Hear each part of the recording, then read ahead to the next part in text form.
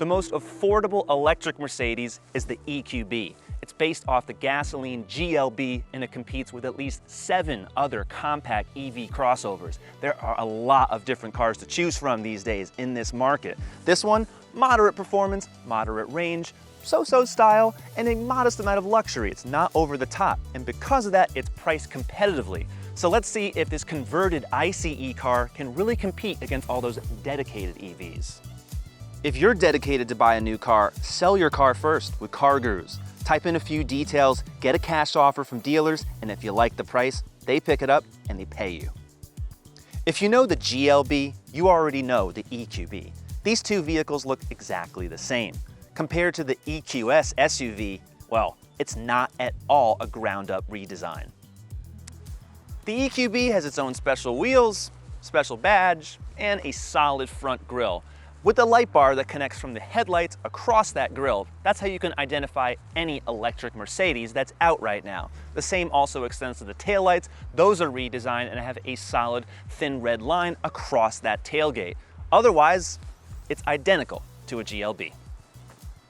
Mercedes calls this design a baby G-Wagon. I call it a baby delivery van. But the benefit of that is the cargo space. It's pretty tall, and even in the subcompact segment, there's 22 cubic feet of space behind that second row, which is 5 less than a regular GLB. That's the battery's fault, but when everything is folded, it's 62. The EQB gives you basic amenities. It's sure nicer than a Tesla Model Y or a Ford Mustang Mach-E, but it's not better than any of the Hyundai Group's cars, that's for sure. The more I sit here, the more I'm convinced I'm in a small cargo van. These slab-sided doors, the flat glass, the windshield that's really small and upright. Now all of that is really good for visibility. All around, it's excellent, and there's a lot of room in here for a small vehicle. At your waistline and below, the materials are bad. The plastics are hard and brittle. The armrests are thin. It's a constant reminder that the EQB is the low-cost Mercedes. Even with the battery underneath, the second row is roomy. The optional third row, definitely not. When you sit here, the seats slide, so you can put more cargo room in the back, that's helpful. And there's separate pull tabs here for the 40-20-40 folding rear seats, so you can do that. What's nice about it is that you can sit back here, recline, and still have plenty of headroom. If you can believe it, Mercedes offers an optional third row, back here. The EQB is a cube. Other Mercedes EQ models have these very large screens, they look dramatic, and they're curved. This is all about utility. This is not the Hyperscreen. There are two 10.25-inch screens that are not standard on the regular GLB, and they are on the EQB. This is a touchscreen, and it's also a touchpad. It's not the latest version of MBUX, but it works pretty well. I think it's a lot simpler than the Hyperscreen, especially for first-time users. If you go over here, you can reconfigure the instrument panel on the left, on the center. Just show you a few things here.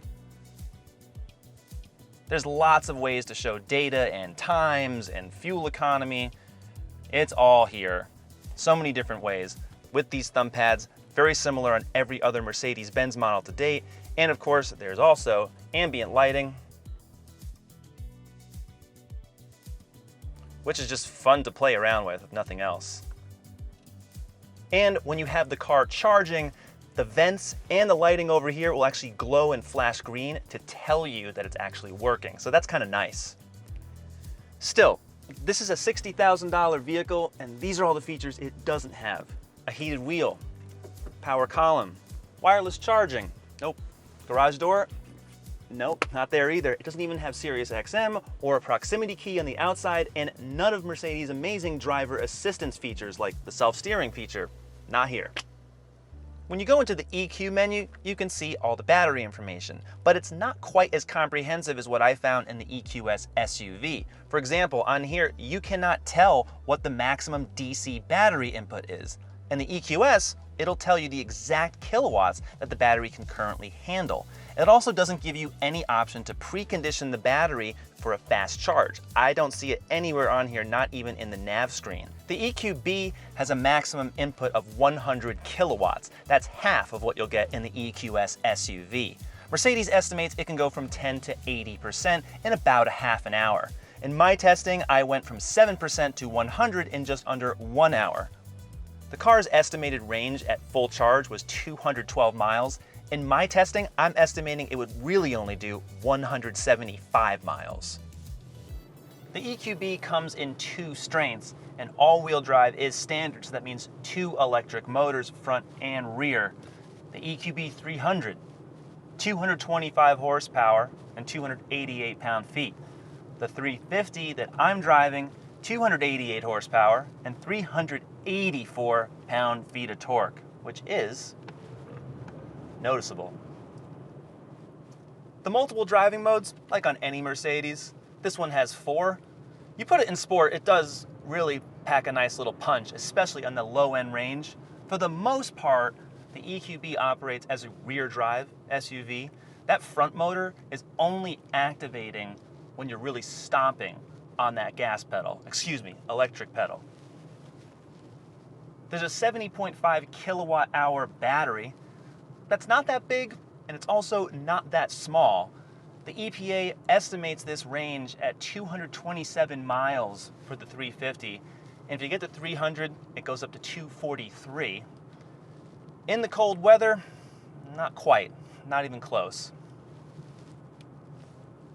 Pretty soon, there's going to be a third model, the 250 Plus, which is going to be a front-wheel drive model that's supposed to offer a little bit more range. Mercedes has not hinted at that, but it does have a lower starting price. So that might entice a few more buyers into this car. As powerful as these electric motors are, there's a lot of car. This is about 4,700 pounds, which is about 1,000 pounds more than a regular GLB 250 with the 4MATIC trim. So the speed peters out the faster you go, especially when you're merging onto the highway. All that low-end torque doesn't really translate when you're really wanting to accelerate. It's good to about 60 miles an hour, and then it tapers off considerably. There's multiple braking regen modes here, accessible via the steering wheel paddles. There's the normal one, there's the increased one, there's a lesser one that just says minus and plus. It doesn't give you much of an indication. And then there's an automatic mode, which uses the car's front sensors to determine that it might want to pace a slower car in front. Now, if you want to see some really crazy brakes on a Mercedes EV, check out my review on the EQS SUV. That one is unlike anything else, not in a good way, but on the EQB, I can say, thank goodness, they feel really good. Despite there being all-wheel drive, I feel like the system does not react quick enough. When you stab the throttle coming off of a turn, you're still getting a little wheel spin, and that to me seems like it's more of a calibration issue than actual traction on these tires. That just seems to me like there should be a way to lock it like a 50-50 split so they're always both activated, because in most instances the EQB for efficiency runs only on the rear motor. I think it could be tuned a little better, really do.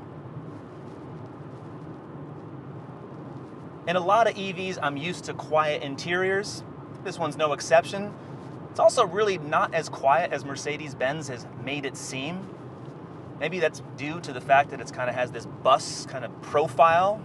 I keep calling it a cargo van because that's really what it reminds me of. It is a box. Other EVs, like the Genesis GV60, are just, they look more slippery to the eye. This one seems a little loud to me, just in terms of road noise and wind noise. For everyday driving, the EQB is pretty comfortable. It just uses regular springs, regular suspension. There's nothing fancy going on here. And it's tuned for comfort. It'll handle some turns. I'll demonstrate that in just a moment. But this car is really not meant to do that. And considering all the power it has, it's not really that quick. Again, it'll keep up with traffic, but not a Tesla. Now, if you push it around turns, it really does cut the power. I can tell. The stability control doesn't come on, but I can tell it's not outputting the full amount of power to those motors. And that's okay, because again, this vehicle is heavier than it looks, and it really just isn't meant to be a performance machine. The steering, that's okay. There's not much feel, there's not much of anything.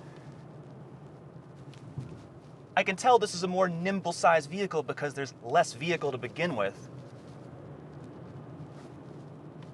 But the more you push the EQB, the more you realize the car you're driving weighs about as much as an S-Class. That's the problem with EVs. The batteries are too heavy. So despite them putting the battery very low in the chassis, which does help with the center of gravity, there's no getting around excess weight. There never is. Whoever told you that being overweight was a good thing, right? It's not good for human bodies. It's not good for car bodies. Car makers have not been able to figure this out yet, and Mercedes-Benz, despite all of their engineering excellence, well, they can't do it either.